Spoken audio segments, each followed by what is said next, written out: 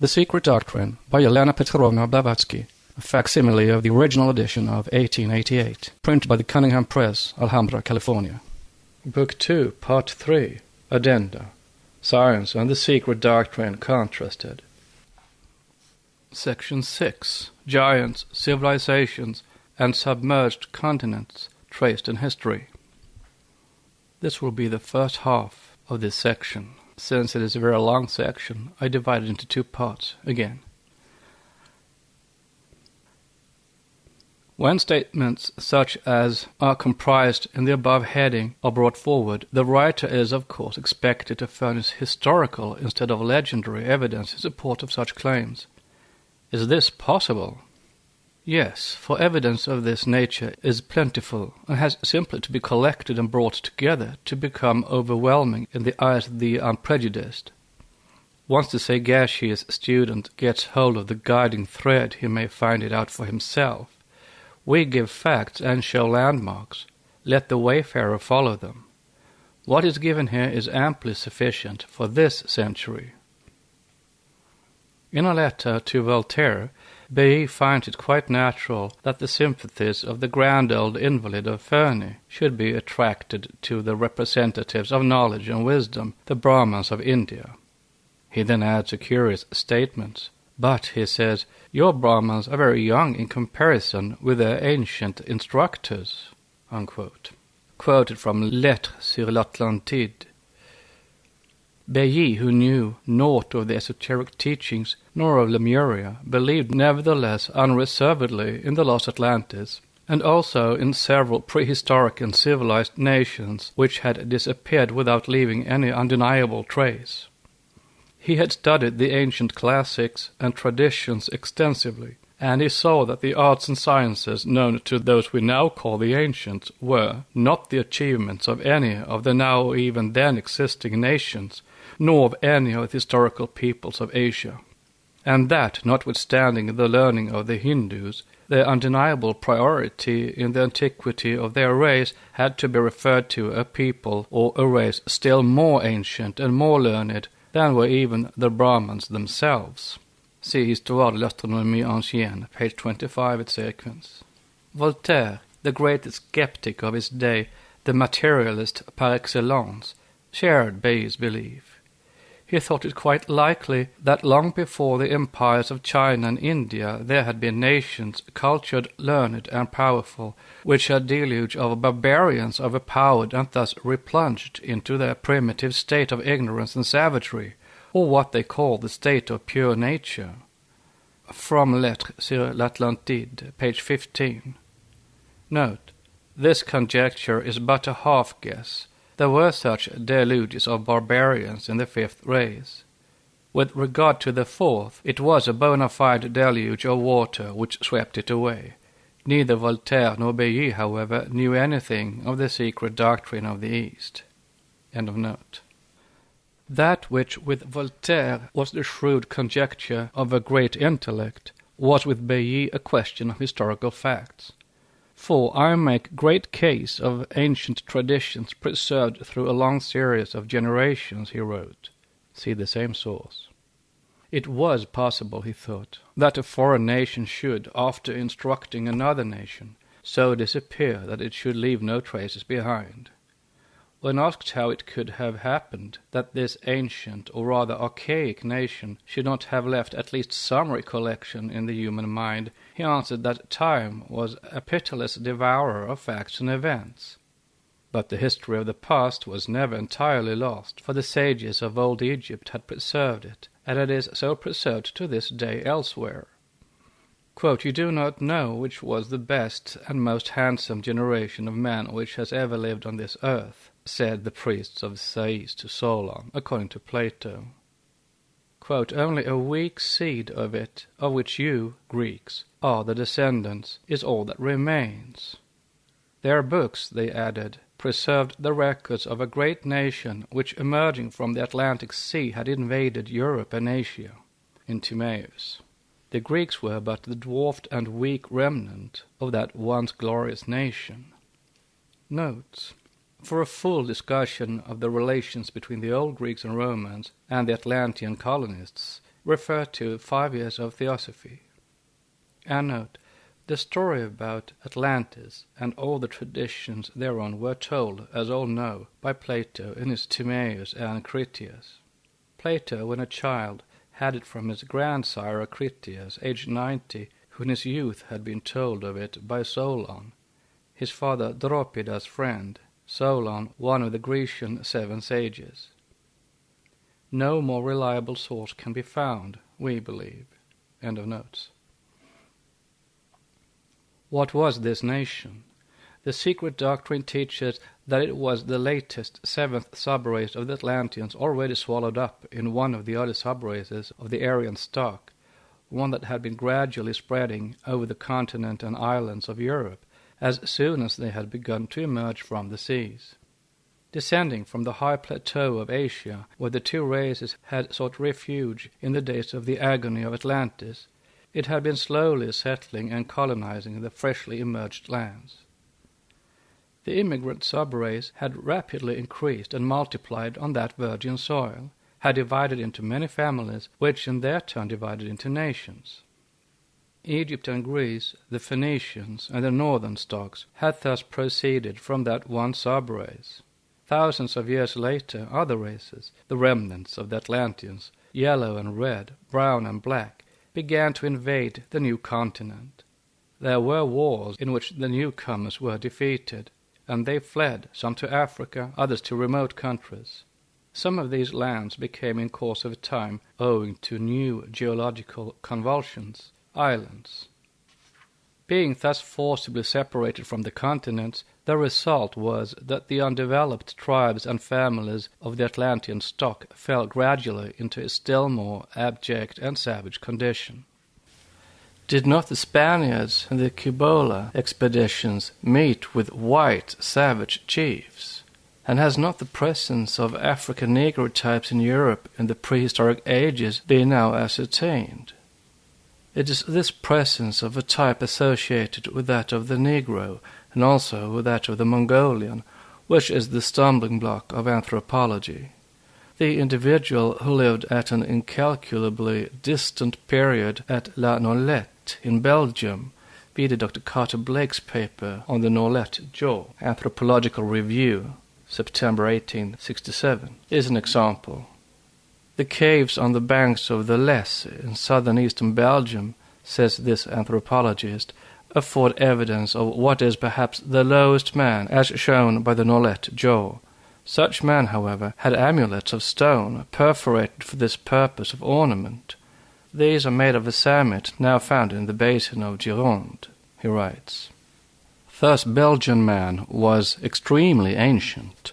That man who was antecedent to the great flood of waters which covered the highlands of Belgium with the deposit of lem, or upland gravel, 30 meters above the level of present rivers, must have combined the characters of the Turanian and the Negro. The Cannstatt, or La Nolette man, may have been black and had nothing to do with the Aryan type, whose remains are contemporary with those of the cave bear at Engis. The denizens of the Aquitaine bone caves belong to a far later period of history, and may not be as ancient as the former. If the statement is objected to on the ground that science does not deny the presence of man on earth from an enormous antiquity, though that antiquity cannot be determined, since that presence is conditioned by the duration of geological periods, the age of which is not ascertained, it is argued that the scientists object most decidedly to the claim that man preceded the animals, for instance, or that civilization dates from the earliest Eocene period, or again, that there have never existed giants, 3-eyed and 4-armed and 4-legged men, androgynes, etc. And then the objectors are asked in their turn, how do you know? What proof have you besides your personal hypotheses, each of which may be upset any day by new discoveries? And these future discoveries are sure to prove that, whatever this earlier type of man known to anthropologists was in complexion, he was in no respect apish. The Cannstatt man, the Engis man, alike, possessed essentially human attributes. vide de quatrephage and ami, crâne des res humains. People have looked for the missing link at the wrong end of the chain, and the Neander Valley man has long since been dismissed to the limbo of all hasty blunders from the same source. Disraeli divided man into the associates of the apes and the angels. Reasons are given in the text in favor of an, quote, angelic theory, unquote, as Christians would say, at least as applicable to some of the races of men. At all events, if man exists only since the Miocene period, even then humanity as a whole could not be composed of the abject savages of the Paleolithic age, as they are now represented by the scientists. All they say is mere arbitrary speculative guesswork, invented by them to answer and to fit in with their own fanciful theories. We speak of events hundreds of thousands years old, nay, even millions, if man dates from the geological periods, not of any of those events which happened during the few thousand years of the prehistoric margin allowed by timid and ever-cautious history. Note: Haeckel's man-ape of the Miocene period is the dream of a monomaniac, which de quatrephage, see his Human Species, pages 105 to 113, has cleverly disposed of. It is not clear why the world should accept the lucubrations of a psychophobic materialist, to accept whose theory necessitates the acceptance on faith of various animals unknown to science or nature, like the Zuzra, for instance, that amphibian which has never existed anywhere outside Haeckel's imagination, rather than the traditions of antiquity. End of note. Yet there are men of science who are almost of our way of thinking. From the brave confession of the Abbé Brasseur de Bourbourg, who says that traditions whose traces recur in Mexico, in Central America, in Peru, and in Bolivia, suggest the idea that man existed in these different countries at the time of the gigantic upheaval of the Andes, and that he has retained the memory of it down to the latest paleontologists and anthropologists. The majority of scientific men is in favor of just such an antiquity. Apropos of Peru, has any satisfactory attempt been made to determine the ethnological affinities and characteristics of the race which reared those cyclopean erections, the ruins of which display the relics of a great civilization? At Kulap, for instance, such are found consisting of a wall of wrought stones, 3,600 feet long, 560 broad, and 150 feet high, constituting a solid mass with a level summit. On this mass was another 600 feet long, 500 broad, and 150 feet high, making an aggregate height of 300 feet. In it were rooms and cells, unquote. Compare the mass of evidence collected by Donnelly to prove the Peruvian colony an offshoot of the Atlanteans. A most suggestive fact is the startling resemblance between the architecture of those colossal buildings and that of the archaic European nations. Mr. Ferguson regards the analogies between the ruins of Inca civilization and the cyclopean remains of the Pelasgians in Italy and Greece as a coincidence, the most remarkable in the history of architecture. It is difficult to resist the conclusion that there may be some relation between them. The, quote, relation, unquote, is simply explained by the derivation of the stocks who devised these erections from a common center in the Atlantic continent. The acceptance of the latter can alone assist us to approach a solution of this and similar problems in almost every branch of modern science. Dr. Larté, treating upon the subject, settles the question by declaring that the truth, so long contested, of the coexistence of man with the great extinct species, Elephas primigenus, Rhinoceros ticorinus, Hyanespele, Ursus pelus, etc., etc., appears to me to be henceforth inaccessible and definitely conquered by science. Unquote from Caverne de Périgord, page 35. It is shown elsewhere that such is also de Quatrephage's opinion. Man had in all probability seen Miocene times, and consequently the entire Pliocene epoch, he says, and there are reasons for believing that his traces will be found further back still, he adds, in the Human Species, page 152.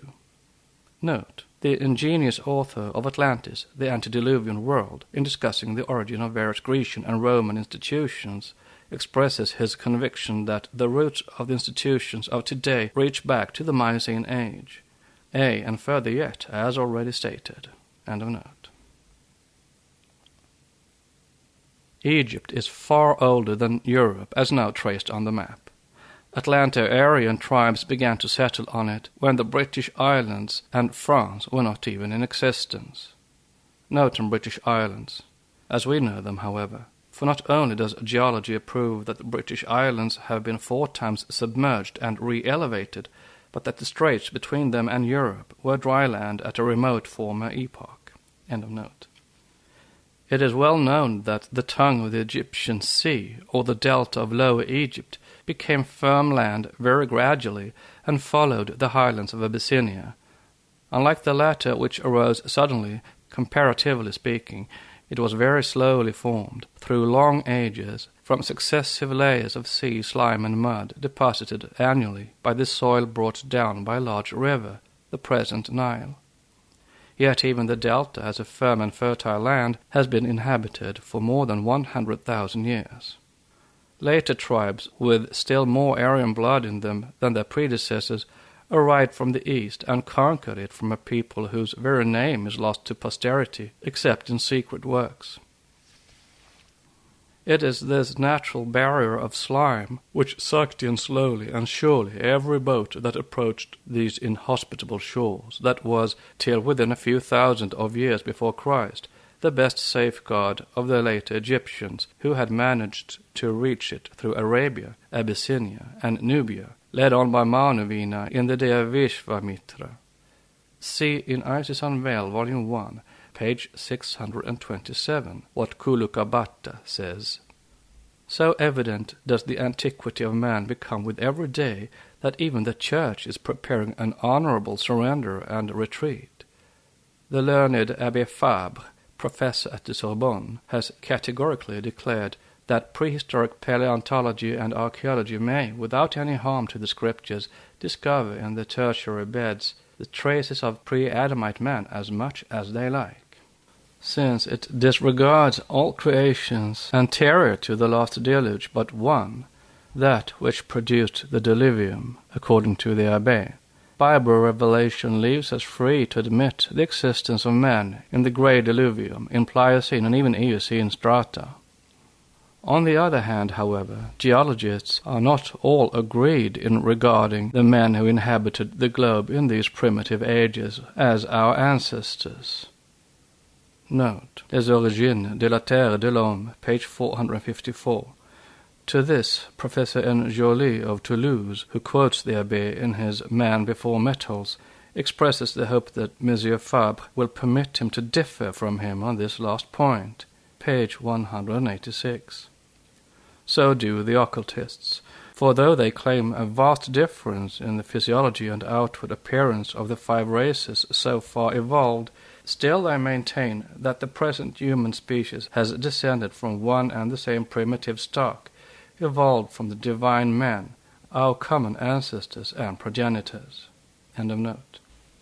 The day when the Church will find that its only salvation lies in the occult interpretation of the Bible may not be so far off as some imagine.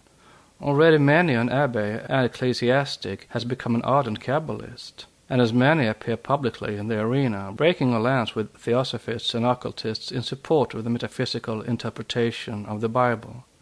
But they commence, unfortunately for them, from the wrong end. They are advised before they begin to speculate upon the metaphysical in their scriptures to study and master that which relates to the purely physical, for example, its geological and ethnological hints. For such allusions to the septenary constitution of the earth and man, or to the 7 rounds and races, abound in the New as in the Old Testaments, and are as visible as the sun in the heavens to him who reads both symbolically, What do the laws in chapter 23, verse 15 of the Leviticus apply to? What is the philosophy of reason for all such hypnomatic offerings and symbolical calculations as ye shall count from the morrow after the Sabbath, that ye brought the sheaf of the wave offering? 7 Sabbaths shall be completed, in verse 15, and ye shall offer with the bread 7 lambs without blemish, in verse 18, etc., etc. We shall be contradicted, no doubt, when we say that all these wave and peace offerings were in commemoration of the 7 Sabbaths of the mysteries, which Sabbaths are 7 pralayas, between 7 manvantaras, or what we call rounds.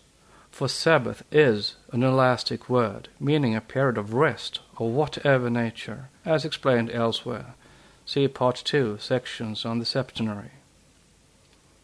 And if this is not sufficiently conclusive, then we may turn to the verse which follows, verse 16, which adds, even unto the morrow after the 7th Sabbath shall ye number 50 days, 49 days, 49 or 7 by 7 stages of activity, and 49 stages of rest, on the 7 globes of the chain, and then comes the rest of the Sabbath, the 50th, after which ye shall offer a new meat offering unto the Lord. That is, ye shall make an offering of your flesh or coats of skin, and divesting yourselves of your bodies, ye shall remain pure spirits. This law of offering, degraded and materialized with ages, was an institution that dated from the earliest Atlanteans. It came to the Hebrews via the Chaldees, who were the wise men of a caste, not of a nation, a community of great adepts come from the serpent holes, and who had settled in Babylonia ages before. And if this interpretation from Leviticus, full of the disfigured laws of Manu, is found too far-fetched, then turn to Revelation. Whatever interpretation profane mystics may give to the famous chapter 17 with its riddle of the woman in purple and scarlet, where the Protestants nod at the Roman Catholics when reading Mystery, Babylon the Great, the mother of harlots and abominations of the earth, or Roman Catholics glare at the Protestants the occultists pronounce in their impartiality that these words have applied from the first to all and every exoteric churchianity, that which was the ceremonial magic of old with its terrible effects, and is now the harmless because distorted farce of ritualistic worship. The mystery of the woman and of the beast are the symbols of the soul-killing churchianity and of superstition. The beast that was, and is not, and yet is, and here is the mind which hath wisdom. The 7 heads are 7 mountains, 7 continents, and 7 races, on which the woman sitteth, the symbol of all the exoteric, barbarous, idolatrous faiths, which have covered that symbol with the blood of the saints and the blood of the martyrs, who protested and do protest. And there are 7 kings, 7 races.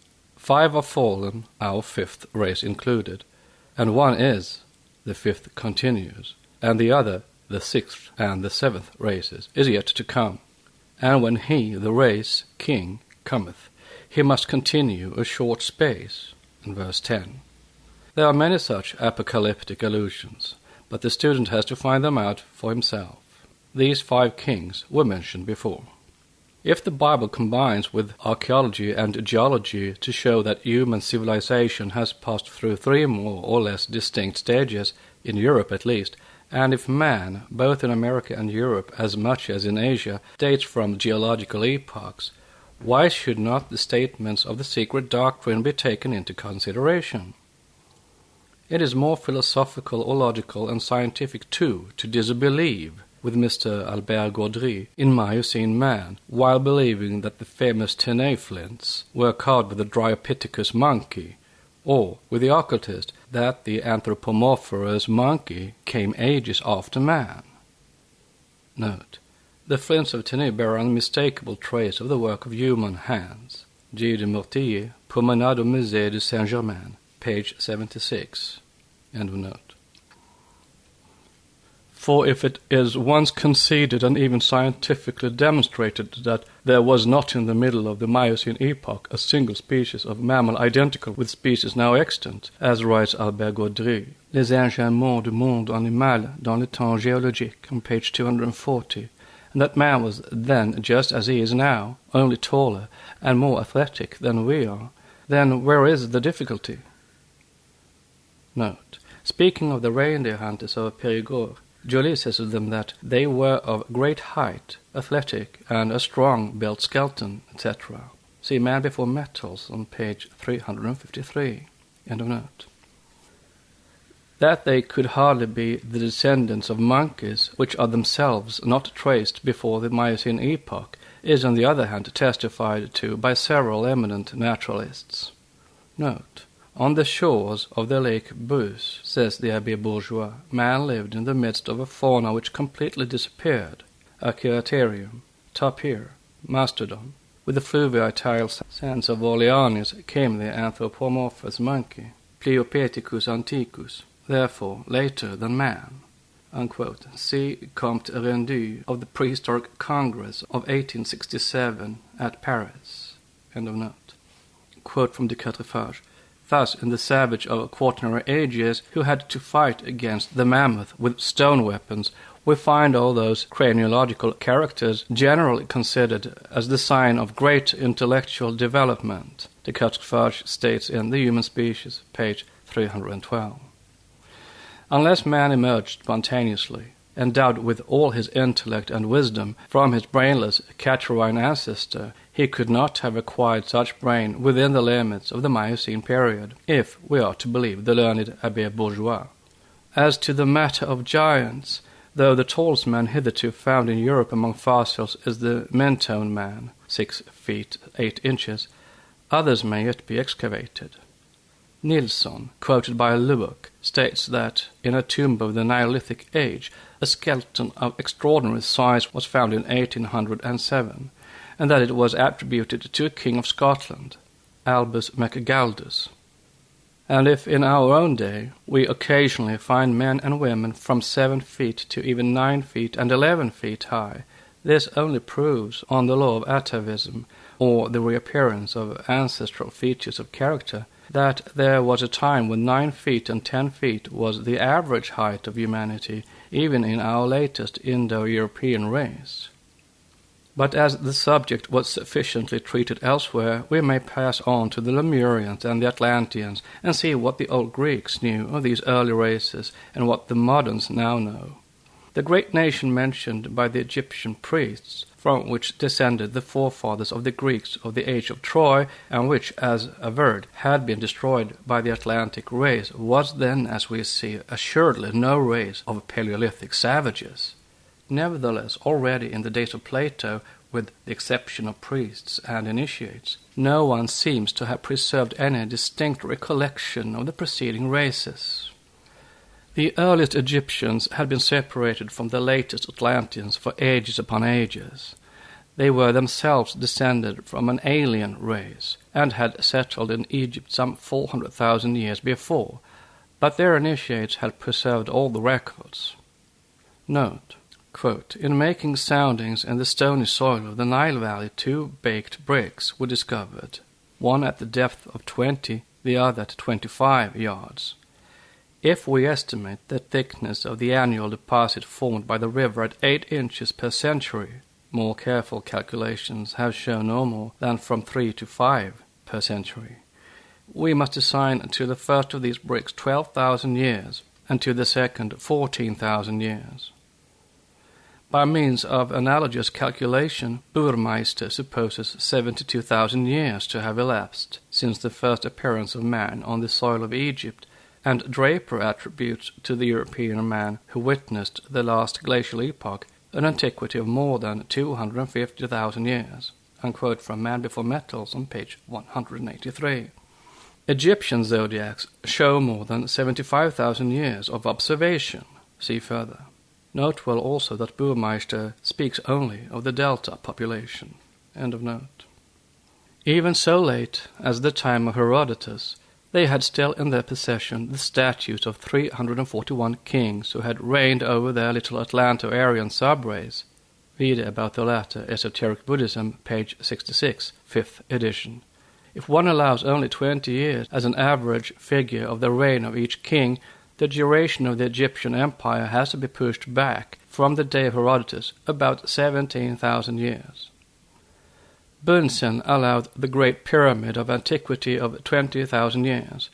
More modern archaeologists will not give it more than 5,000 or at the utmost 6,000 years, and generously concede to Thebes with its 100 gates 7,000 years from the date of its foundation.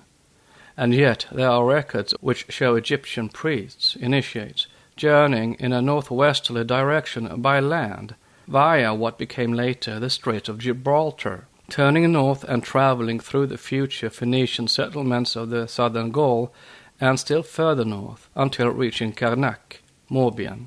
They turned to the west again and arrived, still traveling by land, on the northwestern promontory of the new continent. Note, or on what are now the British Islands, which were not yet detached from the main continent in those days. The ancient inhabitant of Picardy could pass into Great Britain without crossing the Channel. The British Isles were united to Gaul by an isthmus which has since been submerged. Quote from Man Before Metals, page 184. End of note. What was the objective of their long journey, and how far back must we place the date of such visits? The archaic records show the initiates of the second subrace of the Aryan family moving from one land to the other for the purpose of supervising the building of menhirs and dolmens, of colossal zodiacs in stone, and places of sepulchre to serve as receptacles for the ashes of generations to come. When was it? The fact of their crossing from France to Great Britain by land may give an idea of the date when such a journey could have been performed on terra firma. It was, quote, when the level of the Baltic and of the North Sea was 400 feet higher than it is now, when the valley of the Somme was not hollowed to the depth it has now attained, when Sicily was joined to Africa, Barbary to Spain, when Carthage, the pyramids of Egypt, the palaces of Uxmal and Palenque were not in existence, and the bold navigators of Tyre and Sidon, and the bold navigators of Tyre and Sidon, who at a later date were to undertake their perilous voyages along the coasts of Africa, were yet unborn.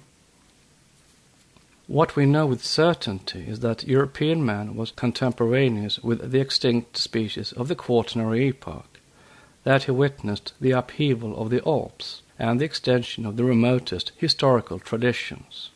It is even possible that man was the contemporary of extinct mammalia of species yet more ancient, of the Elephas meridionalis of the sands of St. Priest, and the Elephas antiquus, assumed to be prior to the Elephas primigenius, since their bones are found in company with carved flints in several English caves associated with those of the Rhinoceros, Hemithecus, and even of the Machairodus latidens, which is of still earlier date.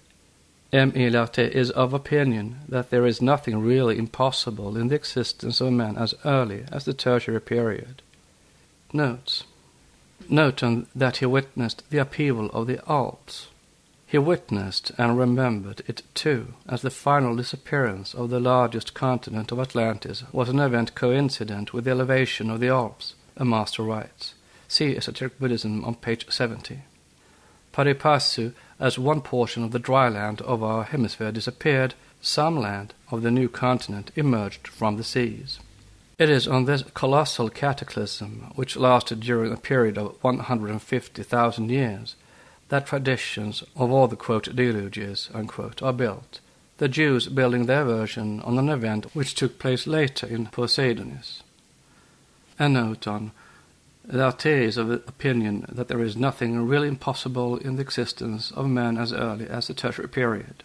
The Antiquity of the Human Race in Men Before Metals, by M. Joly, professor at the Science Faculty of Toulouse, on page 184. End of notes. If there is nothing impossible, scientifically in the idea, and it may be admitted that man lived already as early as the Tertiary period, then it is just as well to remind the reader that Mr. Crowell places the beginning of that period 2,500,000 years back. See Crowell's Climate and Time. But there was a time when he assigned to it 15 million years. And if all this may be said of European man, how great is the antiquity of the Lemuro-Atlantean and of the Atlanto-Aryan man? Every educated person who follows the progress of science knows how all vestiges of man during the Tertiary period are received. The calumnies that were poured on Desnoyers in 1863 when he made known to the Institute of France that he had made a discovery in the undisturbed Pliocene sands of St. Priest near Chartres, proving the coexistence of man and the Elephas meridionalis, were equal to the occasion. The later discovery in 1867 by Abbé Bourgeois that man lived in the Miocene epoch, and the reception it was given at the prehistoric Congress held at Brussels in 1872 proves that the average man of science will never see but that which he wants to see. Note: the scientific, quote, jury, unquote, disagreed as usual, while de Quatrefages, de Mortillier, Vausailles, Engelhardt, Valdemar, Schmidt, Capellini, Ami, and Carteillac saw upon the flints the traces of human handiwork. Steenstrup, Virchow, and Deso refused to do so. Still, the majority, if we accept some English scientists, are for Bourgeois. End of note. The modern archaeologist, though speculating ad infinitum upon the dolmens and their builders, knows in fact nothing of them or their origin. Yet these weird and often colossal monuments of unhewn stones, which consist generally of 4 or 7 gigantic blocks placed together, are strewn over Asia, Europe, America, and Africa in groups or rows. Stones of enormous size are found placed horizontally and variously upon 2, 3, 4, and as in Poitou, upon 6 and 7 blocks. People name them devil's altars, druidic stones, and giant tombs. The stones of Karnak in the Morbihan, Brittany, nearly a mile in length, and numbering 11,000 ranged in 11 rows, are twin sisters of those at Stonehenge. The conical menhir of Lokmareker in Morbihan measures 20 yards in length and nearly 2 yards across. The menhir of Chandolais near Saint-Malo rises 30 feet above the ground and is 15 feet in depth below. Such dolmens and prehistoric monuments are met with in almost every latitude. They are found in the Mediterranean basin, in Denmark, among the local tumuli from 27 to 35 feet in height, in Shetland, and in Sweden, where they are called gånggrifter, or tombs with corridors. In Germany, where they are known as the giant tombs, Hühnergräben. In Spain, see the dolmen of Antequera near Malaga. And Africa, in Palestine and Algeria. In Sardinia, see the Nuraghi and Sepolture dei Giganti, or tombs of giants. In Malabar in India, where they were called the tombs of Daityas, giants, and of the Rakshasas, the man-demons of Lanka. In Russia and Siberia, where they are known as the Kworgan. In Peru and Bolivia, where they are termed the Chulpas, or burial places, etc., etc., etc. There is no country from which they are absent. Who built them? Why are they all connected with serpents and dragons, with alligators and crocodiles? Because the remains of Paleolithic man were, it is thought, found in some of them, and because in the funeral mounds of America bodies of later races were discovered with the usual paraphernalia of bone necklaces, weapons, stones, and copper urns, etc. Hence they are declared ancient tombs. But surely the 2 famous mounds, one in the Mississippi Valley and the other in Ohio, known respectively as the Alligator Mound and the Great Serpent Mound, were never meant for tombs. Vid info. Note: we take the following description from a scientific work. The first of these animals, the alligator, designed with considerable skill, is no less than 250 feet long. The interior is formed of a heap of stones over which the form has been molded in fine stiff clay. The great serpent is represented with open mouth, in the act of swallowing an egg of which the diameter is 100 feet in the thickest part. The body of the animal is wound in graceful curves, and the tail is rolled into a spiral. The entire length of the animal is 1,100 feet.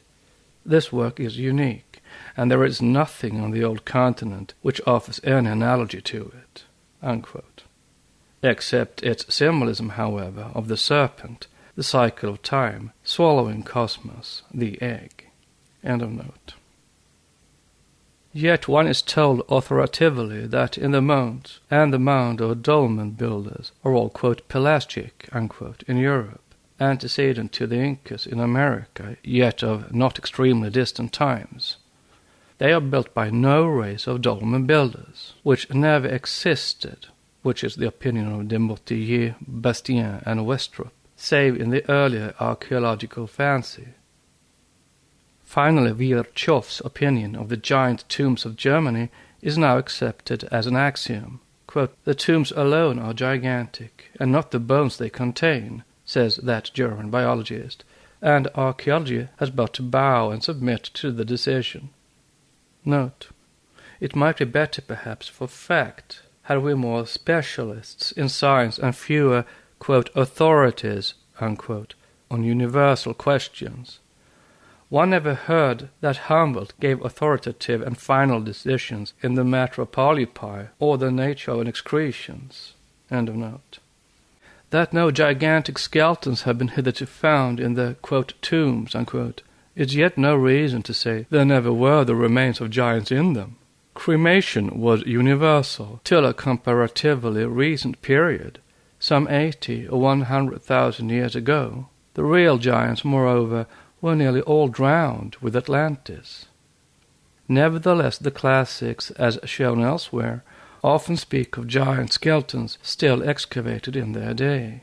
Besides this, human fossils may be counted on the fingers, as yet.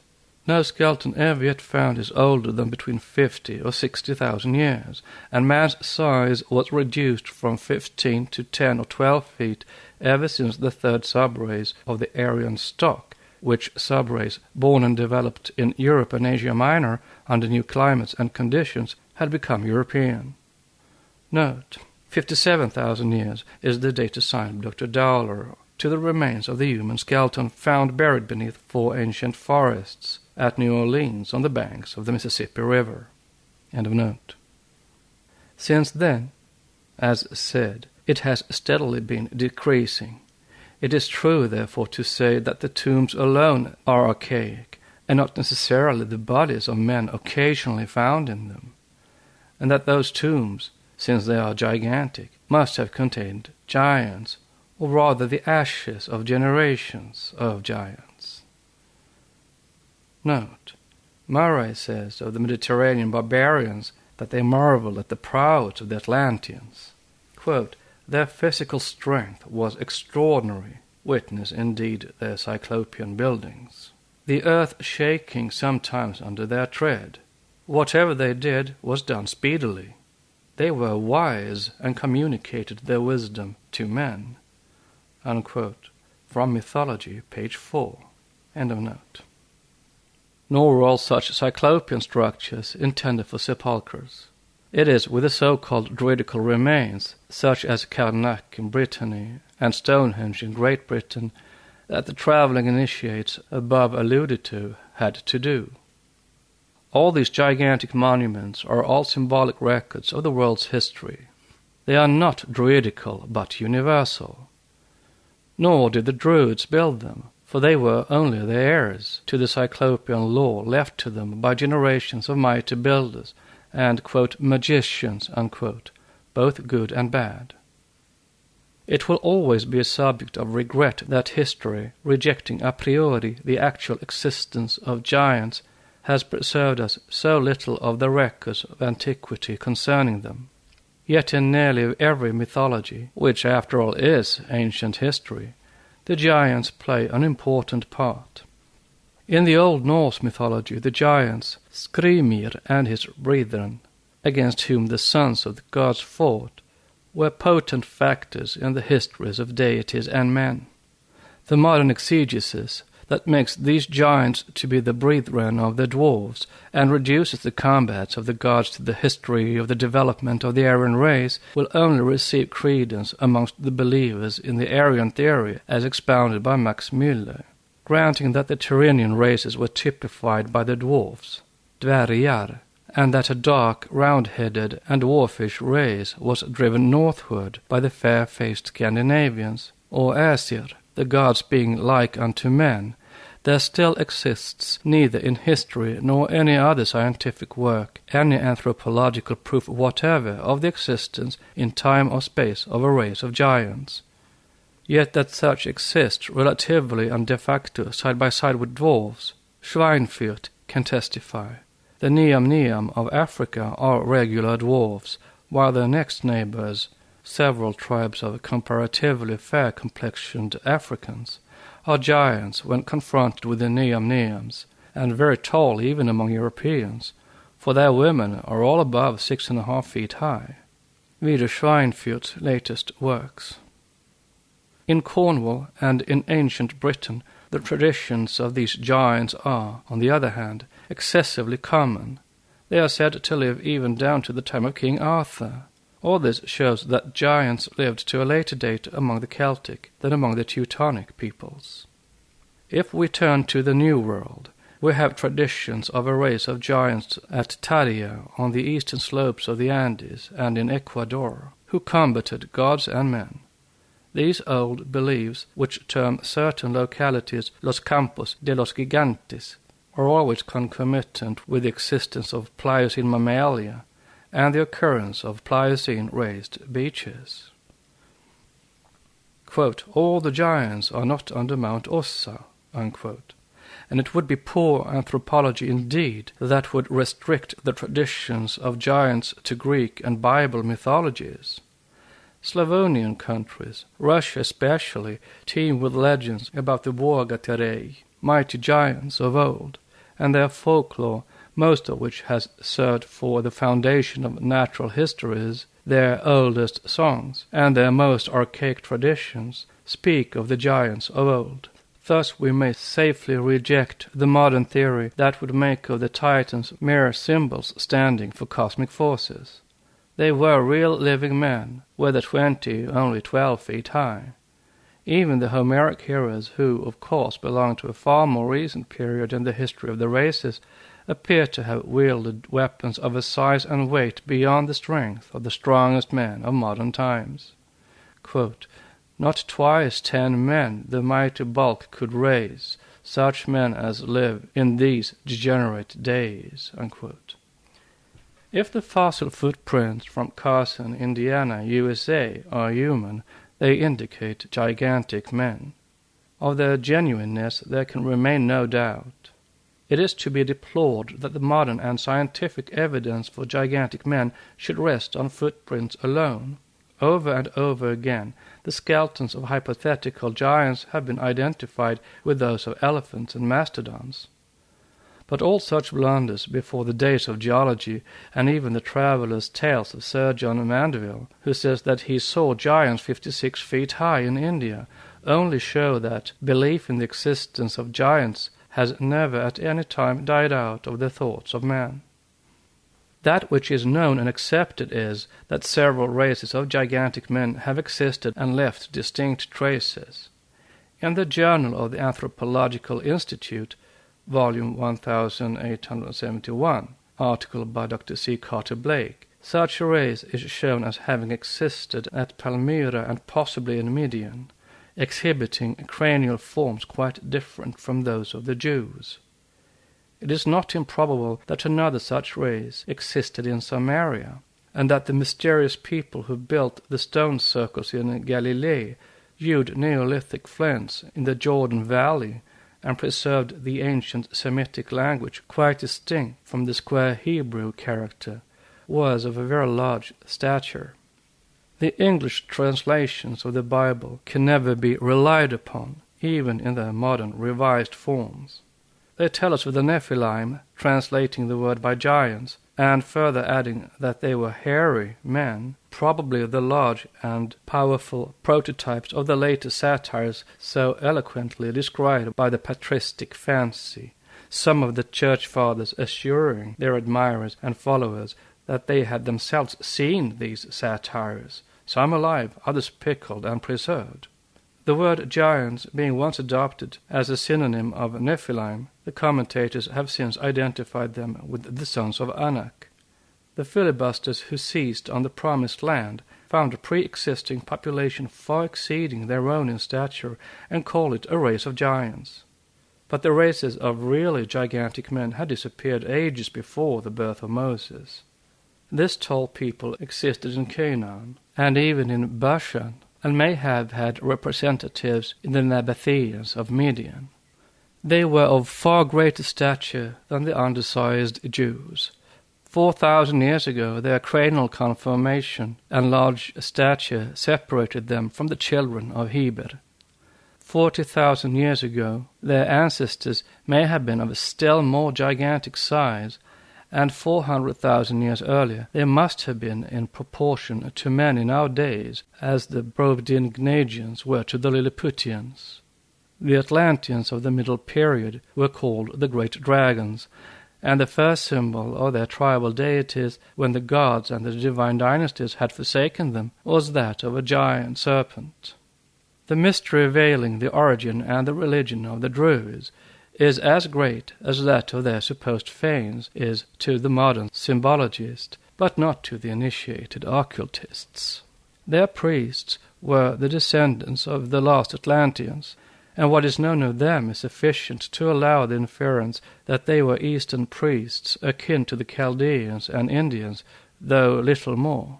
It may be inferred that they symbolized their deity as the Hindus do their Vishnu, as the Egyptians did their mystery god, and as the builders of the Ohio Great Serpent Mound worshipped theirs, namely under the form of the mighty serpent, the emblem of the eternal deity Time, the Hindu Kala. Pliny called them the Magi of the Gauls and Britons, but they were more than that. The author of Indian Antiquities finds much affinity between the Druids and the Brahmins of India. Dr. Bourlasse points to a close analogy between them and the Magi of Persia. Others will see an identity between them and the Orphic priesthood of Thrace, simply because they were connected in their esoteric teachings with the universal wisdom religion and thus presented affinities with the exoteric worship of all. Note of the Magi of Persia. But the Magi of Persia were never Persians, not even Chaldeans. They came from far-off land, the Orientalists being of opinion that the said land was Media. This may be so, but from what part of Media? To this we receive no answer. End of note. Like the Hindus, the Greeks and Romans, we speak of the initiates, the Chaldees and the Egyptians, the Druids believed in the doctrine of a succession of worlds, as also in that of 7 creations of new continents, and transformations of the face of the earth, and in a 7-fold night and day for each earth or globe. See Esoteric Buddhism. Wherever the serpent with the egg is found, there this tenet was surely present. The Dracontia are proof of it. This belief was so universal that if we seek for it in all the esotericism of various religions, we shall discover it in all. We shall find it among the Aryan Hindus and Mazdians, the Greeks, the Latins, and even among the old Jews and early Christians, whose modern stocks hardly comprehend now that which they read in the Scriptures. See what Seneca says in Epistle 9, and in Natural Questions, Volume 3. The world being melted and having re-entered the bosom of Jupiter, this god continues for some time to remain absorbed in himself and concealed, wholly immersed in contemplation, after which a new world springs from him. an innocent race of men and animals are produced anew, etc. Then again, when speaking of periodical mundane dissolution involving universal death, he, Seneca, says that when the laws of nature shall be buried in ruin, and the last day of the world shall come, the southern pole shall crush, as it falls, all the regions of Africa, and the north pole shall overwhelm all the countries beneath its axis. The affrighted sun shall be deprived of its light. The palace of heaven fall into decay shall produce at once both life and death, and some kind of dissolution shall equally seize upon all deities who thus shall return into their original chaos. Quoted in Book of God, page 160.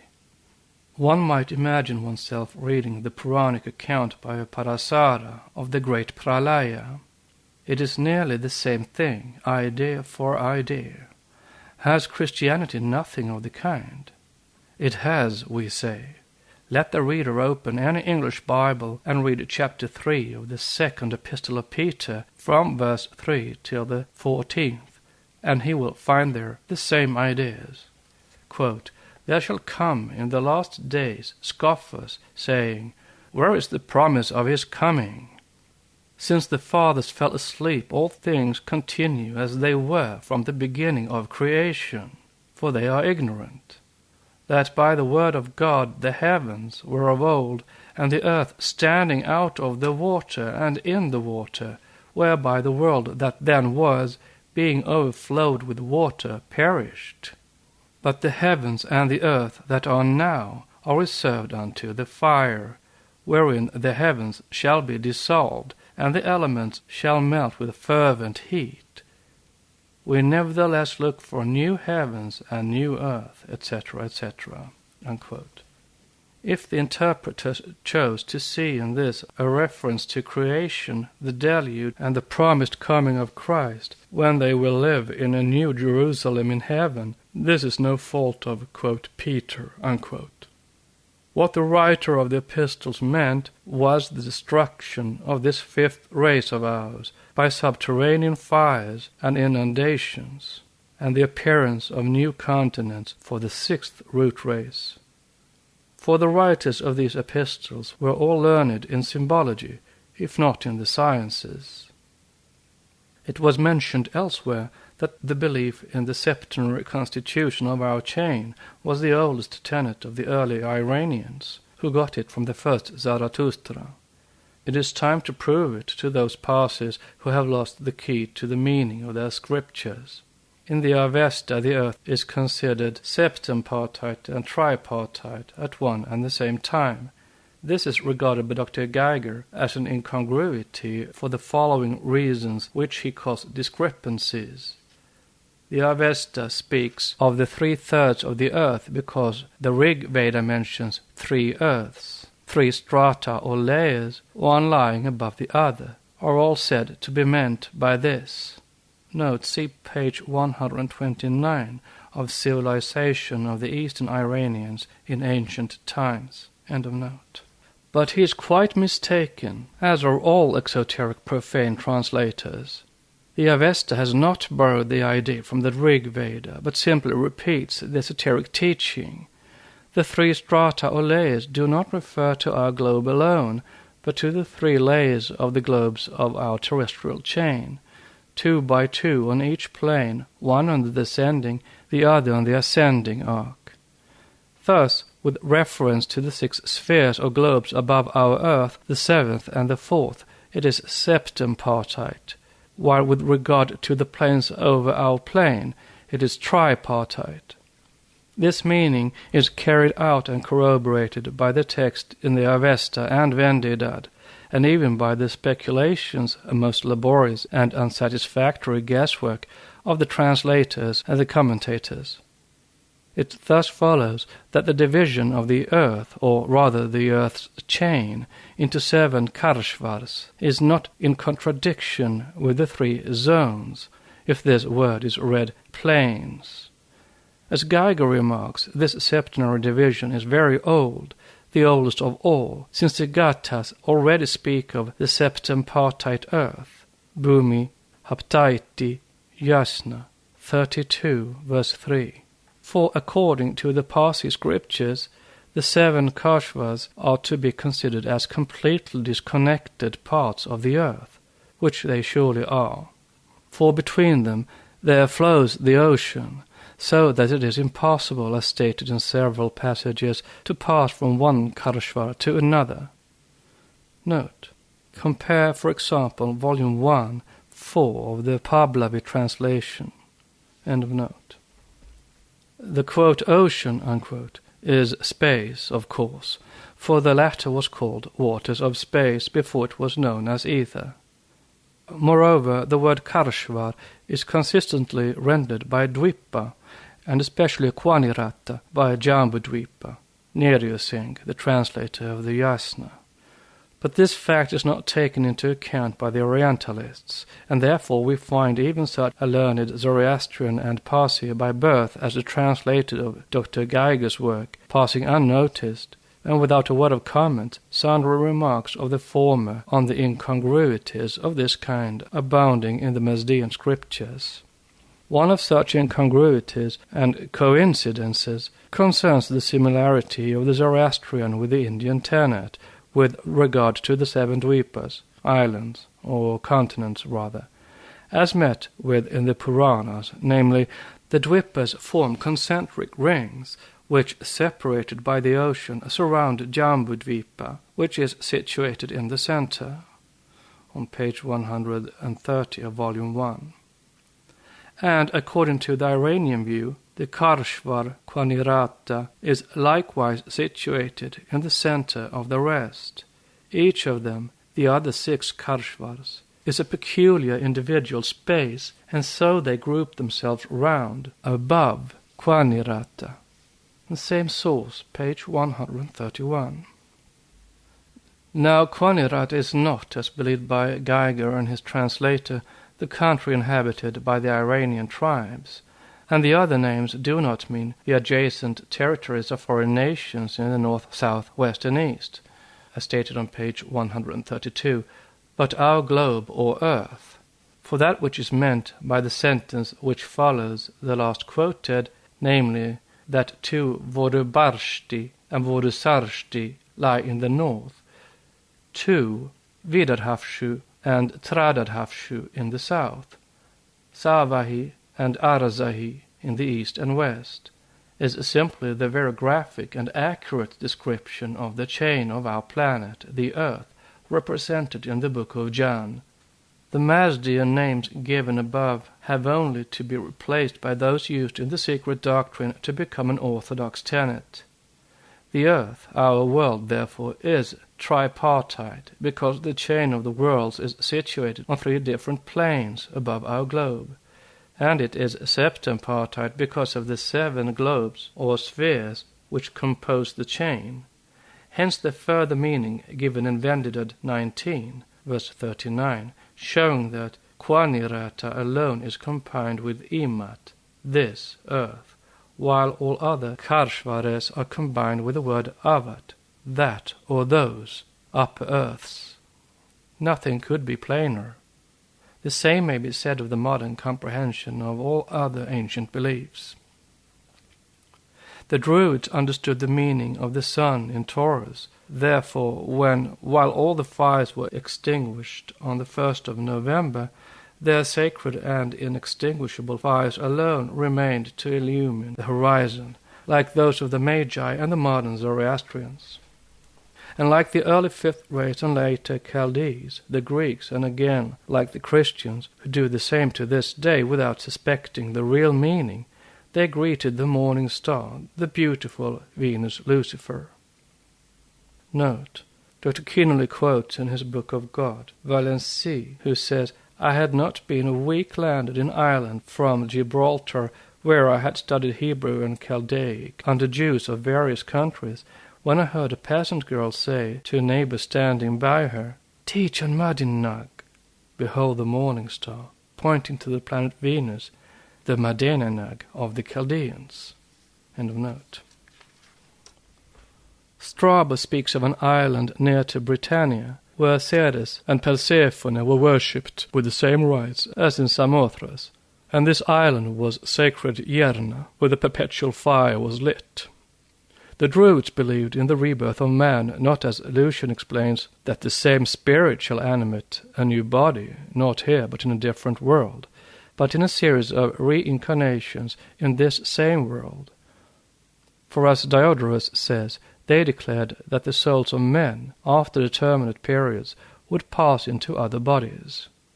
Note, there was a time when the whole world, the totality of mankind, had one religion, and when they were of one lip.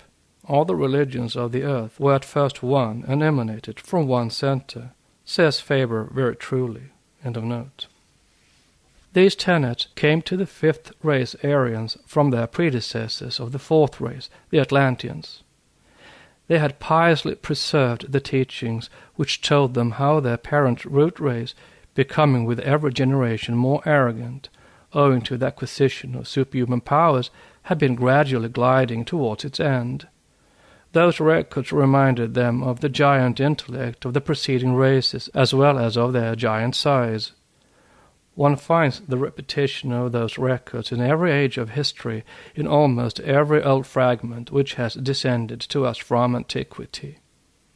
Aelian preserved an extract from Theophrastus, written during the days of Alexander the Great. It is a dialogue between Midas, the Phrygian, and Silenus. The former is told of a continent that had existed in times of old, so immense that Asia, Europe, and Africa seemed like poor islands compared with it. It was the last to produce animals and plants of gigantic magnitudes. There, said Silenus, men grew to double the size of the tallest man in his, the narrator's, time, and they lived to twice as old an age.